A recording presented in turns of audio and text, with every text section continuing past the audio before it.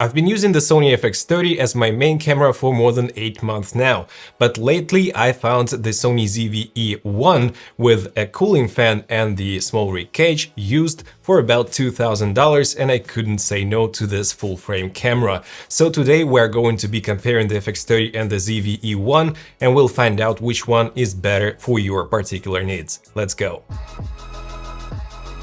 What's good, guys? My name is Oleg Nikitin and you're watching No Limits On channel. So right now I'm gonna be comparing the Sony ZV-E1 in full frame mode in terms of image quality with the FX30, but also will be using the clear image zoom functionality with the ZV-E1 because it maintains the full autofocus, including the eye autofocus, and even right now I'm using the clear image zoom just a little bit. This functionality of the ZV-E1 will allow you to make 1.5x zoom with your full frame lenses with almost no image quality loss. We'll have a look at it in a few seconds, but also you'll be able to use the crop lenses like Tamron 17-70 lens as a APS-C camera with full autofocus, which is nice. At first we're testing the clear image zoom mode on the ZV-E1 with the same 17-70mm f2.8 lens from Tamron, and as you can tell, guys, the clear image zoom is much softer than the full 4K on the Sony FX30, which is on the left part of the image, but still it is okay in my opinion, and it's definitely usable.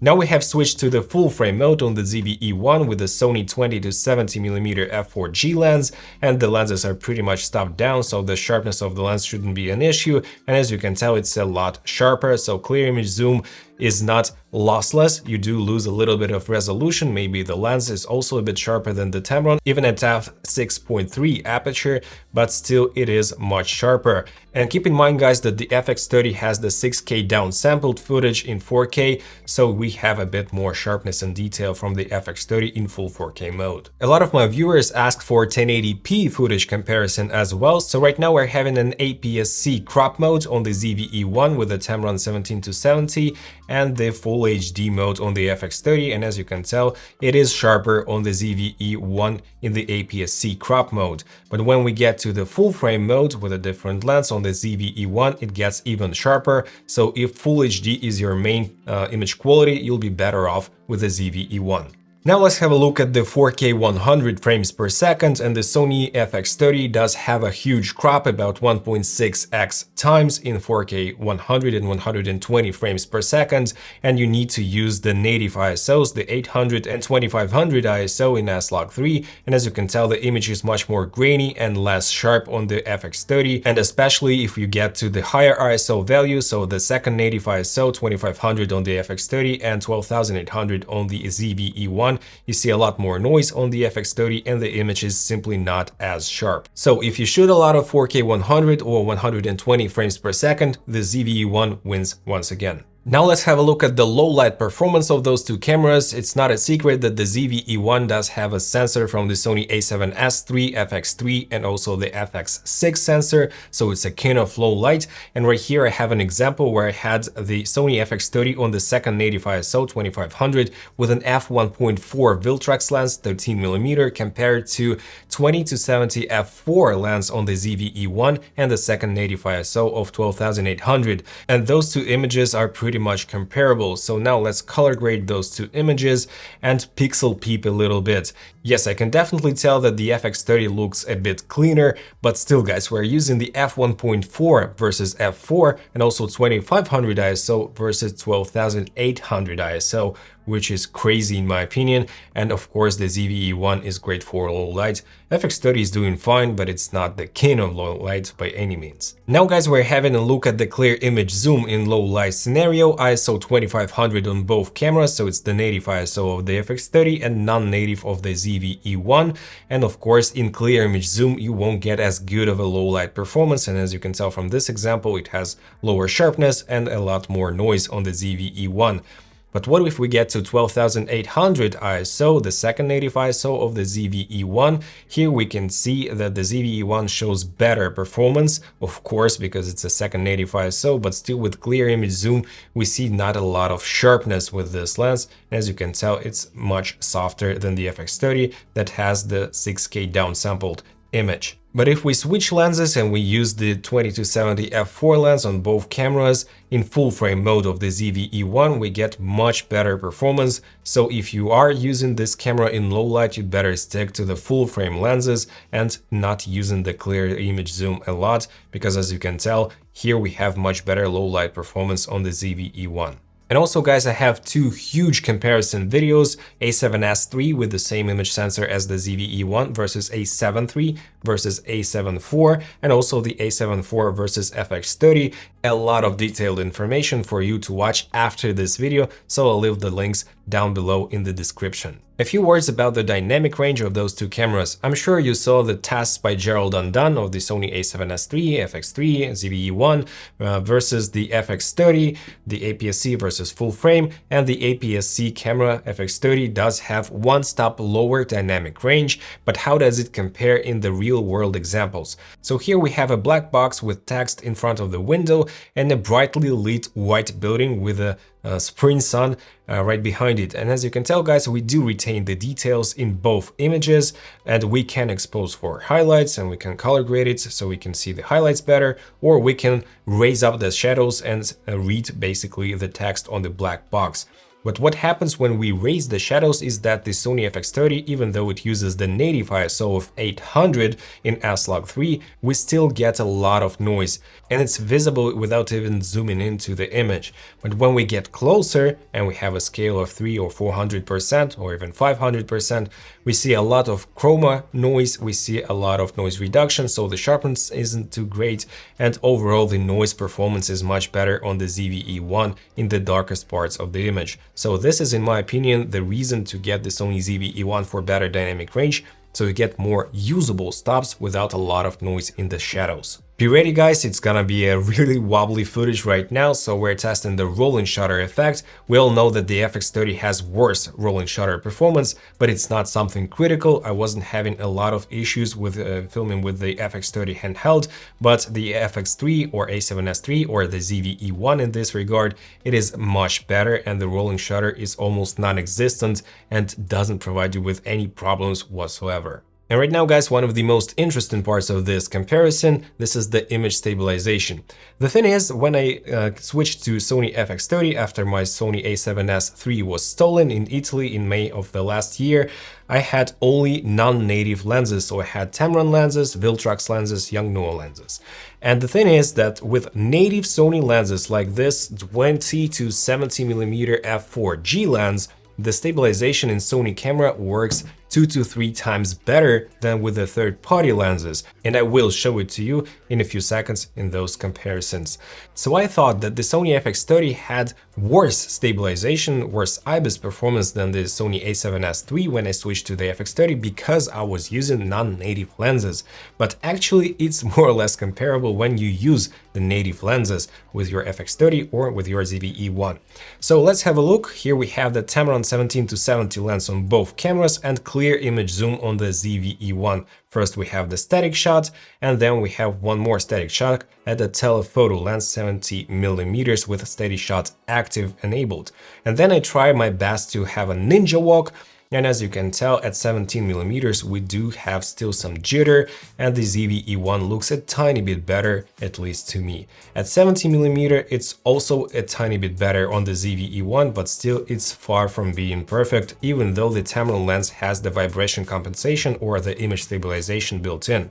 So when I try to make kind of a radial shot, so we can see that we have a lot of jitter and wobble, and it's not really smooth. But I could do the same shot with my Sony 35mm f1.8 lens, the native lens from Sony with the A7S III, easily without having any jitter or wobble. So here we have the ZV-E1 with the Tamron 17-70 without the stabilization, and the dynamic active stabilization, which is the best stabilization and the new mode of stabilization on the ZV-E1. It does have a crop of about 30% and it covers the image circle, but if you move the camera a lot, you can see that the image circle actually shifts and you can see the vignette or the black circle around it. So if you use the dynamic active stabilization with the crop sensor cameras, I mean crop sensor lenses, you have to be really careful because sometimes if you move too fast, you can see this issue in the corner of your shot. So here is the dynamic active stabilization, 30% crop on the Tamron 17 to 70mm, and it is pretty smooth, but it's not like perfectly smooth, and you have some issues if you use the slower shutter speeds. You need to use at least 1/100th or better 1/200th of a second, because the motion blur will also be visible. It's the same like with the iPhone footage. If you shoot in low light, you can see that the image kind of wobbles and doubles. It's the same thing in here, so you need a shorter shutter speed to have the best results in this dynamic active stabilization mode. So right now, let's compare two non-native lenses as well, which is the Viltrox 28mm f1.8 on both cameras. And as you can see, we have the dynamic active stabilization on the ZV-E1 and the Steady Shot Active on the FX30. And the dynamic active stabilization does look a tiny bit better, but still the image is super jittery because it's not a Sony lens, it's a third-party lens. And now let's compare the native lens, the 20-70 on the FX30, and also the non-native lens, the Viltrox 28 f1.8. And as you can tell, the difference is simply dramatic between those two. So the native lens is 2 to 3 times better in terms of stabilization with the same camera body and the same steady shot setting. So here is the ZV-E1 with 20-70 at 28mm, handheld of course, and Steady Shot Active, and the same walk with the Viltrox 28 f1.8 third-party lens, and you can see the difference is huge. So I need to buy the native Sony lenses if I want to shoot handheld, because I simply cannot get smooth enough footage even in Steady Shot Active mode with third-party lenses with Sony FX30 or with Sony ZV-E1, so the native lens comes ahead and highly recommended if you do use your camera a lot in handheld mode. And here is what you get with the native lens, Sony 20-70 in dynamic active stabilization. You can even run with your Ninja Run and get pretty smooth shots. And if you add a little bit of stabilization in post, it will look like if you are shooting on a gimbal. And speaking of native Sony lenses, especially zoom lenses for the crop sensor cameras, the Sony FX30, actually only one lens comes to my mind, and this is the Sony E16-55 f2.8G lens for $1,400, whereas the 20-70 full-frame lens actually costs $1,100. And if we combine the camera body, the ZV-E1 and 20-70 versus FX30 plus 16-55, we have almost the same price for those two cameras. But at f2.8 on the crop sensor camera, you have the background blur and separation as on the f4 on a full frame camera. I'm sure you know the physics of it. I'm sure, guys, you know how the physics work and the lenses work in this regard.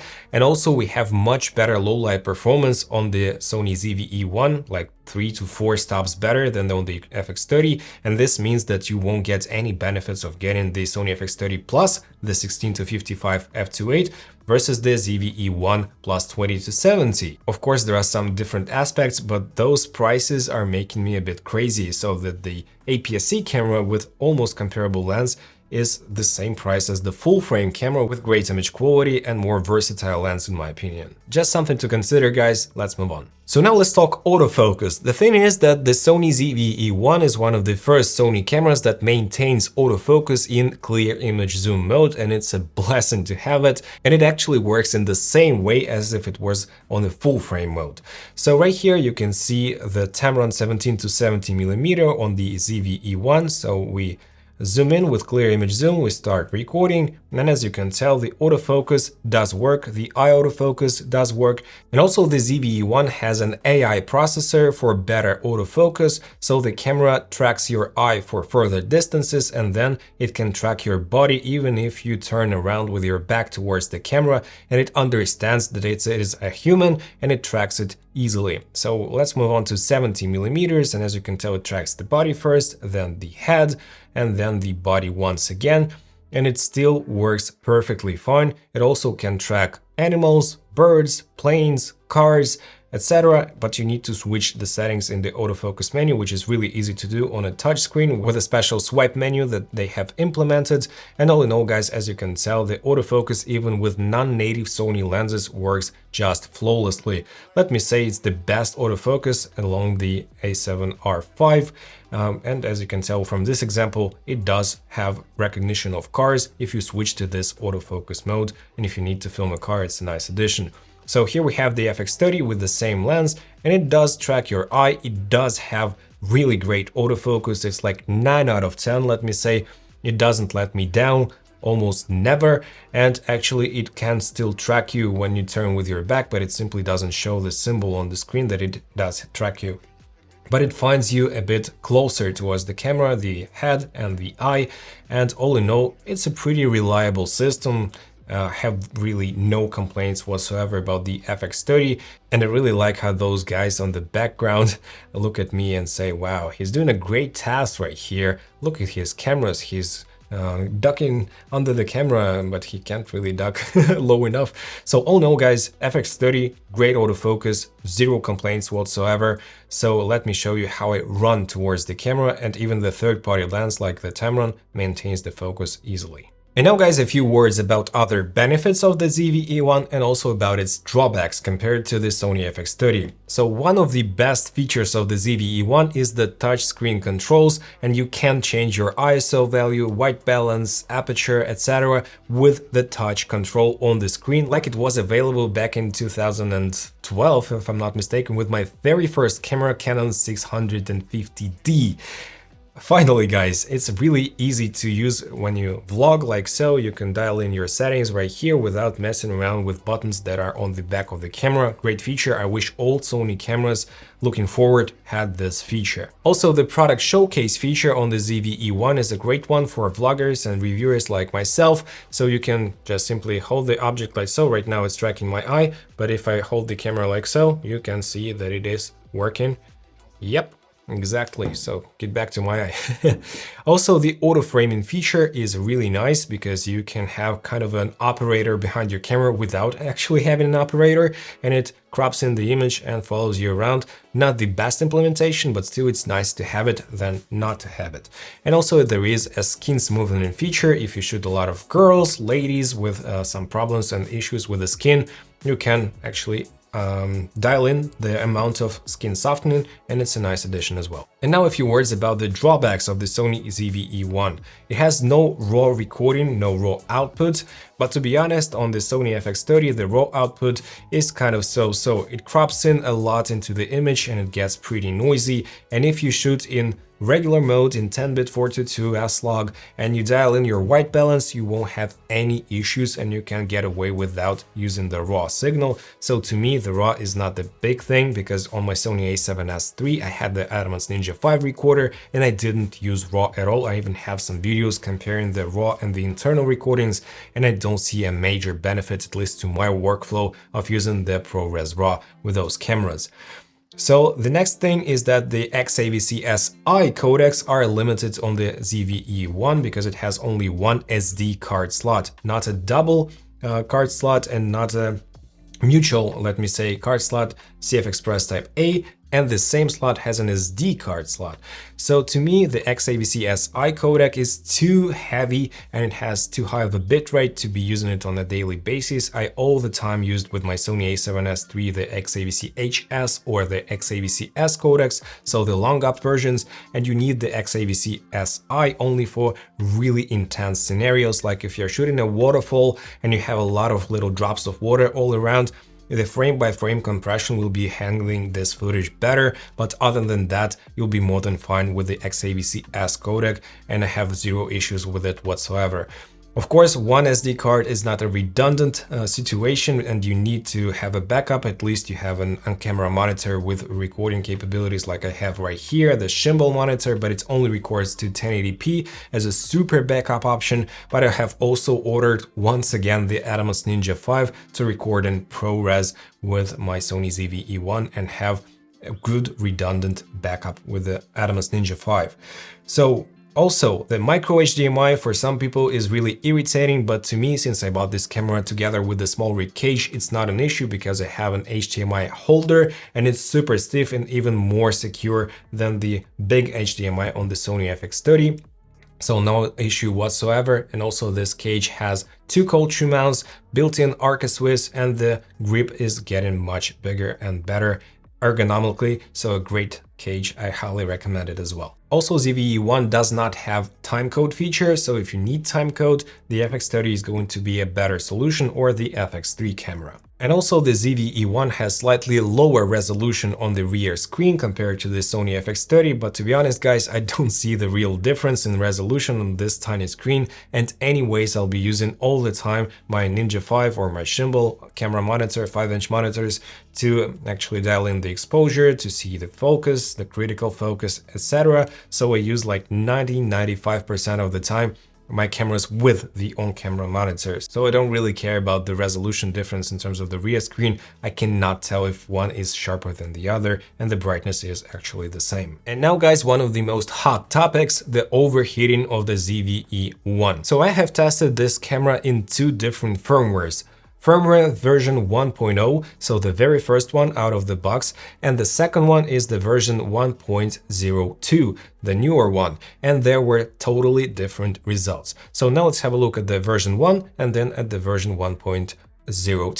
So here we have XAVC-S codec, 4K 25 frames per second, maximum bitrate 4:2, 10-bit S-Log3 with autofocus, zero screen brightness, and the Sony FX30 without overheating was able to record for 1 hour and 50 minutes on full battery, and the Sony ZVE1 with no overheating was able to record 2 hours and 6 minutes. I think it's because of the active cooling system right here, so the fan actually drains a little bit more battery than the no fan on the ZVE1. So the next test is the XAVC-HS 4K 50 frames per second with no Ulanzi fan and the first firmware. So here we have 18 minutes and the camera overheated on the first version of the firmware. Then I have applied the Ulanzi fan and shot in 4K 100 frames per second. Of course, the camera cooled down after each test, and here we have not really good results because even with the fan on the first firmware, we have only 11 minutes and then overheating. The next test is simultaneous charging and using the fan in 4K 25 frames per second. For half an hour it was more than fine, then I have switched to 4K 50 straight away and the camera overheated even using the fan. We're still using the first version of the firmware V1.00. So you could charge your camera and use the fan in 4K 25 easily. And then I have tested the XAVC-HS 4K 50 frames per second with Ulanzi fan, and I recorded up to 2 hours of footage till the battery died without overheating sign. Then I have upgraded my camera, upgraded the firmware to version 1.02, and I started recording without Ulanzi fan in 4K 50 for about 1 hour and 53 minutes with no overheating sign. So the firmware did have a huge impact to the overheating performance of this camera, which is really nice. So the next test I did was 4K 100 frames per second with Ulanzi fan, and I have recorded for half an hour without this sign of overheating, and I'm not sure who needs more than half an hour of 4K 100 frames per second anyway, so no issues here whatsoever. You can definitely use 4K 100 with a fan. So to me, the overheating is not a big issue. You need to buy an external fan for sure. The Ulanzi has a better model right now with an extension, not the suction cups. Just carry an external fan in your backpack, and if you have a pretty hot day, just stick it on. It's nothing too crazy to have it around, it's not that expensive. So to me, the overheating was not an issue, and most of my shoots I didn't even use this fan, and we were shooting for more than like 4 to 5 hours straight in 4K 25, zero issues, 4K 50, zero issues, no overheating sign, so it's more or less gone, at least with the newest firmware. Now a few words about the benefits of the Sony FX30 over the Sony ZVE1. Of course, the FX30 has the built-in fan, so no external fans whatsoever, no overheating, which is great. Also, it has dual card slots, which is really important if you need to film something like a wedding or an interview with the president of some company or something else without using an external recorder, and it's a great feature and great addition. We have better ergonomics, we have quarter 20 threads on the body of the camera itself, and also it has weather sealing, so the weather sealing is much better on the FX30 than on the ZVE1, so I would not use my ZVE1 in the rain or in a desert, whereas the FX30 is a workhorse and it can definitely survive something like a heavy rain or blizzard or snow. And also guys, with the FX30 you can buy a top handle kit with an XLR module, and it's not an option on the ZVE1. For the ZVE1 you can only buy the K3M adapter, which adds the XLRs, but it's not a handle, so something to consider as well. And what are the benefits of the ZVE1 compared to the Sony FX30? Of course, this is the AI processor, which has a lot of different features, like more smart autofocus with subject detection, like cars, trains, etc. So the autofocus is better. We have the AI tracking features, so you can zoom in, have different in the shots, it can track you a little bit. Also, it can provide you with clear image zoom with autofocus, which is great. And it can also provide you with better stabilization, the dynamic active stabilization mode, which is awesome. Also, the ZVE1 has 4K 30p streaming capabilities as a webcam. And what else do I have here? So the better battery life, about 15 minutes more in 4K 25 setting because of the fan in the FX30, I think. Also better rolling shutter performance, better low light performance. It's a full frame sensor and all the benefits of the full frame sensor as well. And overall, you can strip down your ZVE1. You can put the cage aside and use it as is for traveling. You can attract less attention of different thieves and robbers with this camera, so it's an option for you to have a more lightweight and compact setup with the ZVE1. So guys, which camera is better for you in particular? So in my opinion, the Sony FX30 is a workhorse which can allow you to film securely, and for something like weddings, something like interviews with really important VIP persons and etc. And for, I don't know, some streaming, not from the camera, but for big streams from events and different stuff, because it has the built-in fan and dual memory card slots. So it's a really redundant system. Or if you travel a lot and you film in the elements a lot, this is a really nice camera to have for the money, of course. But the Sony ZVE1, in my opinion, is a better choice in terms of image quality, because I do see the difference between the full frame image from this camera and from the APS-C image from the FX30. And also it's more of a creative camera for bloggers, or for people who don't shoot long-term content, long content like interviews, like weddings.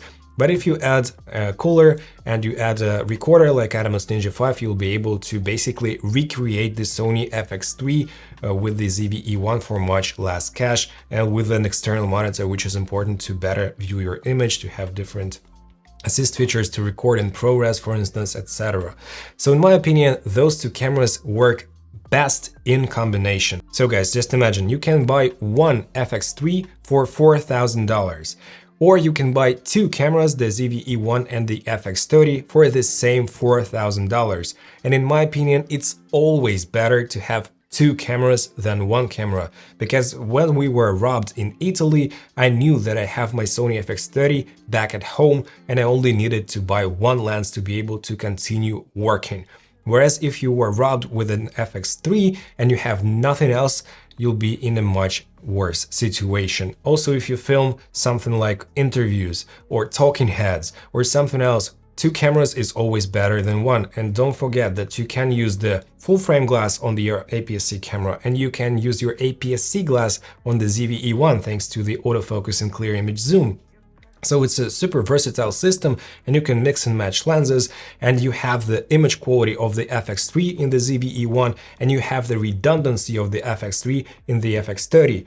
And I bring my FX30 when I film like presidents of different companies and very important interviews to have backup, and I bring the ZVE1 for my creative projects, and I bought the Atomos Ninja 5 as well, so I have a redundant backup as well. So in my opinion, it is a much more wise investment to buy those two cameras than one FX3. If you are not agreeing with me, please let me know down in the comment section below. And I'm sure guys, you saw the preview of this video with Mortal Kombat fighters, and in my opinion, the FX30 just looks like a Sub-Zero to me, because it's a cool camera in all regards, but it is not as fun to play for Sub-Zero, at least to me, than to play as a Scorpion character, because it does have its punch and it kicks ass.